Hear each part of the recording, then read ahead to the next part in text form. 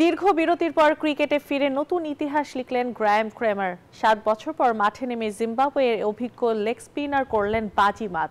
প্রথম শ্রেণীর ক্রিকেটে এক ইনিংসে 9 উইকেট নেওয়ার নজির করলেন তিনি। 2005 সালে আন্তর্জাতিক ক্রিকেটে অভিষেক হয়েছিল ক্রেমারের। 2018 সালের ডিসেম্বরে পেশাদার ক্রিকেট থেকে অবসরের ঘোষণা দিলেও সম্প্রতি আবার মাঠে ফিরেছেন তিনি। ফিরেই দারুণ পারফরম্যান্সে তাক লাগিয়ে দিয়েছেন সবাইকে।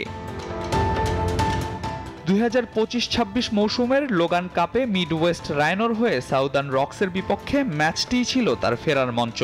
বৃষ্টিতে প্রথম দিনের খেলা ভেসে যায়। দ্বিতীয় দিনে রক্সের প্রথম ইনিংসে 4 উইকেটে 202 রান তোলার মধ্যে 3টি উইকেট নেন ক্রেমার। তৃতীয় দিনের পুরো খেলাই নষ্ট হয় বৃষ্টিতে। তবে চতুর্থ দিনে ক্রেমারের ম্যাজিক। পানাসে তারুভিঙ্গার 93 ও তাফওয়াজ সিগার 100 রানের ইনিংসের পর বাকি সব উইকেট নিজের ঝুলি। যুক্তরাষ্ট্রের 1 নম্বর জিম চেইন গোল্ড জিম এখন আবারও বাংলাদেশে।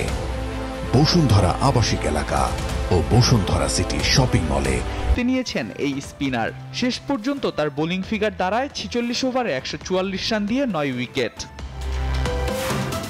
জিম্বাবুয়ের প্রথম শ্রেণীর ক্রিকেটে এটি মাত্র দ্বিতীয়বার কোনো বোলারের 9 উইকেট নেয়ার কীর্তি। তবে স্পিনার হিসেবে এই কীর্তি গড়লেন ক্রেমারই প্রথম।